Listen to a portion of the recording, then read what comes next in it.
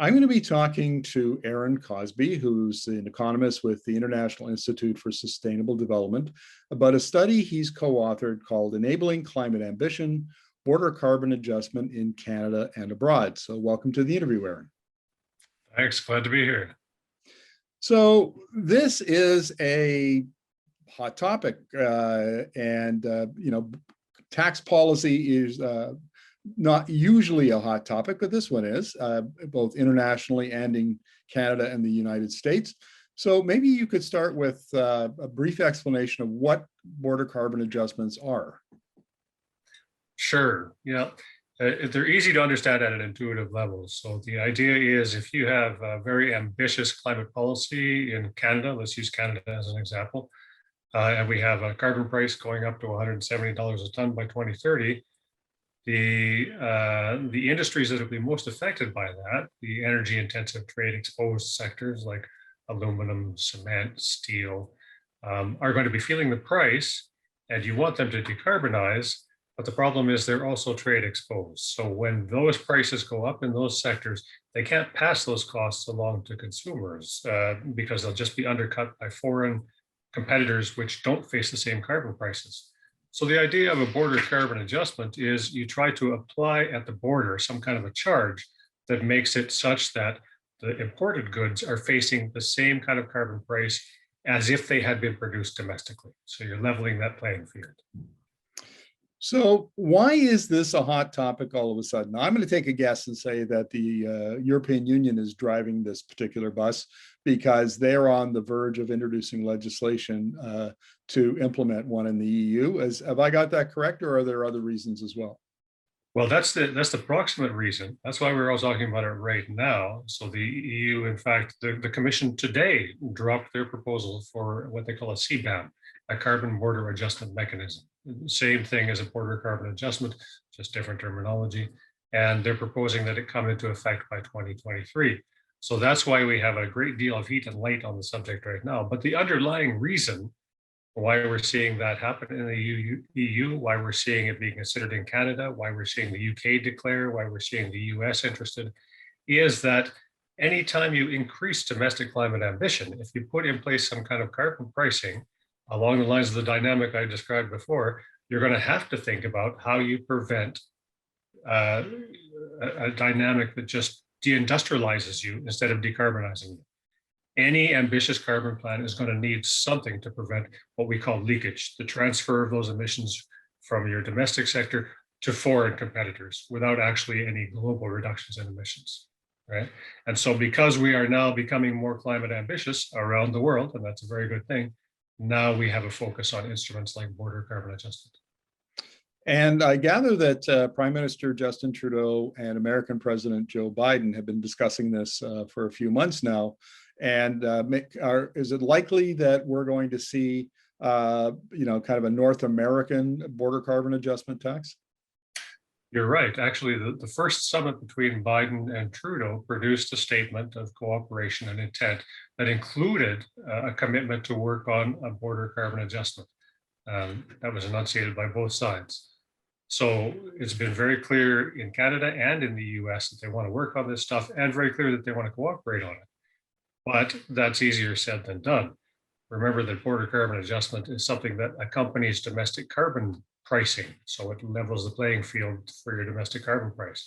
The US doesn't have a carbon price. And by all political estimations, they're not likely to have one within the next few years, at least, if ever, given the US abhorrence for taxes. So it's a good question what cooperation between Canada could look like in that context, and what the US has in mind when they say they want a border carbon adjustment. Probably they're going to put in place something that tries to estimate the sum total equivalent carbon price of their regulations, because they don't have taxes, they have regulations, and then charge that at the border. That's going to make it very messy. So it's not clear what kinds of cooperation you could have between Canada and the US going forward. It's clear that there's political will. It's not clear what it looks like. So 75% of our trade is with the United States. So obviously that's a keen interest to Canadians and Canadian businesses. So what does your study recommend for Canada? Well, the primary thing we recommend, especially with respect to the United States, is we can't really wait for the US to get their act together. Canada, unfortunately, probably has to act on its own as far as border carbon adjustment goes. And that would involve putting a mechanism in place that covers our most energy intensive trade exposed sectors, the ones that are currently covered under the Greenhouse Gas Pricing Act, Greenhouse Gas Pollution Pricing Act, the ones that are getting output based allocation. And it unfortunately means we're going to have to do that without the US. We also recommend, though, exploring with the US the idea of common standards. So you could have a low carbon standard for steel, a low carbon standard for cement that denies the ability for high carbon cement to be sold domestically. That would apply at the border. So it's like a border carbon adjustment. And it's something that the two countries could collaborate on. You have a ratcheting standard of increased ambition. So I've often heard it say from, I'll just use oil as an example, why is it that Canadian oil producers have to pay a carbon tax, but oil that we import from places like Saudi Arabia doesn't pay a carbon tax?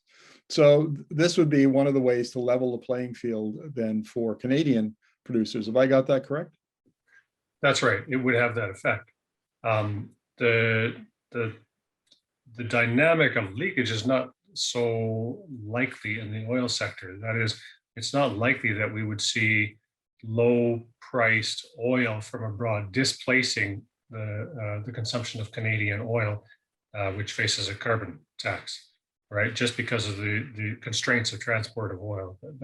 The imported oil is consumed down east, where we don't have an ability to get our Western oil to the same spot. So yes, it would, a mechanism like this would put a price on imported oil that would equalize the costs for that oil with respect to Canadian oil.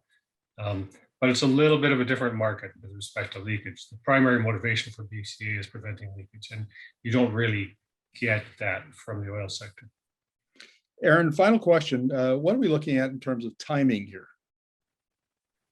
Well, on the Canadian side, we have just had an announcement in the 2021 budget that there's going to be a consultative group convened to think about what border carbon adjustment might look like in Canada.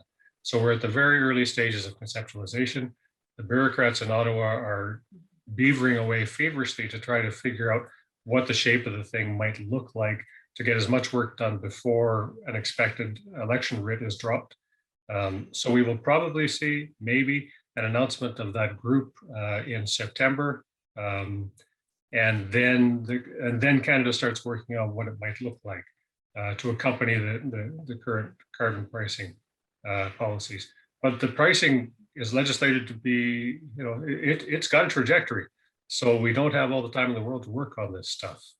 So expect rapid development when it does come. Aaron, thank you very much. Really appreciate your insights on this.